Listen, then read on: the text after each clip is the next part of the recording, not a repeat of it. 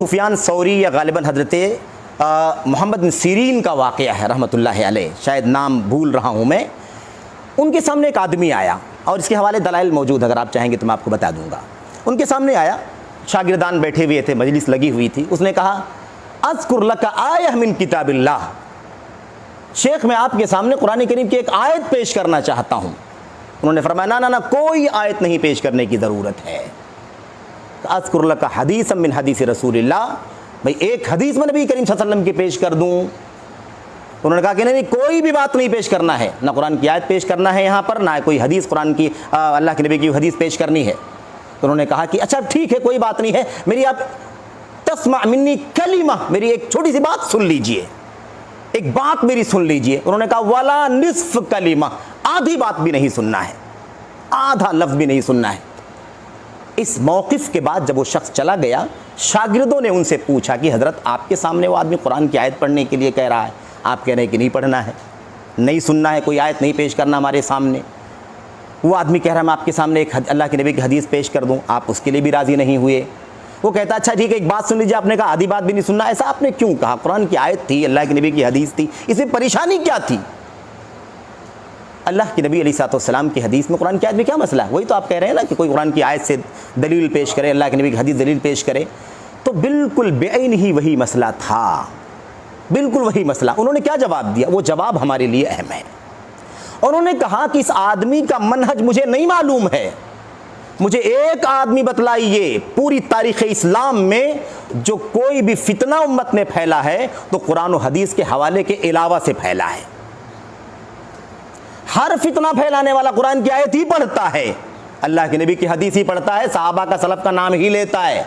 اگر وہ یہ نام نہیں لے گا تو اس کو آؤٹ کر دے گی امت، باہر کر دے گی، آنا نہیں ہمارے سامنے۔ آئی بات سمجھ میں نا؟ تو یہ مسئلہ بڑا اہم ہے۔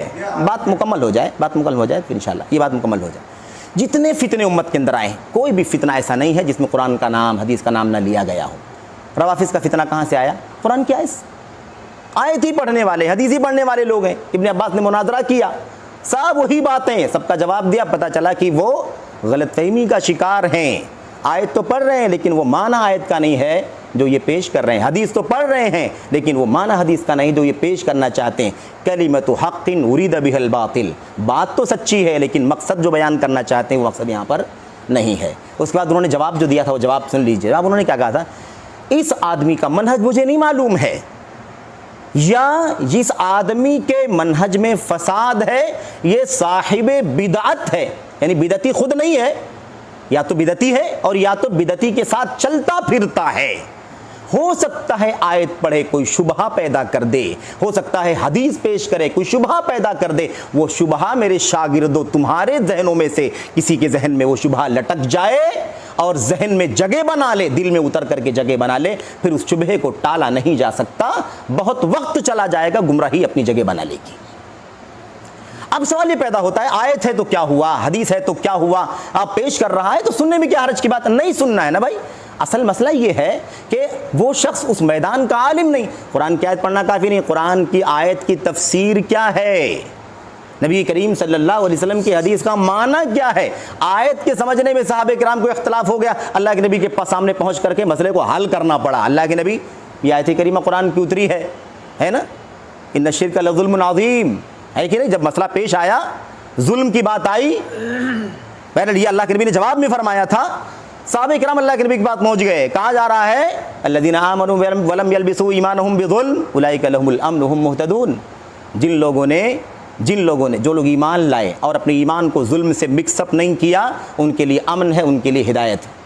صحابہ کرام گھبرا گئے، ارے ظلم کی بات کہی جا رہی ہے، ظلم تو ہم سے بھی ہو رہا ہے، صبح شام ہو رہا ہے، ظلم سے کیسے بچ پائیں گے؟ تو بہت مشکل ہے، اللہ کے نبی ہمارے بس کا نہیں ہے۔ اینا لم یظلم نفسہ، ہم میں سے کوئی آدمی، کون سا آدمی جو ظلم نہیں کرتا اپنے اوپر؟ اللہ کے نبی نے سمجھایا یہ آیت کریمہ کا معنی نہیں ہے، آیت تو بالکل وہی ہے جو تم پڑھ رہے ہو لیکن معنی اس کا یہ نہیں ہے، معنی وہ ہے جو اس رجل صالح لقمان حکیم نے اپنے بیٹے کو نصیحت کرتے ہوئے کہا تھا، ان الشرک لظلم عظیم۔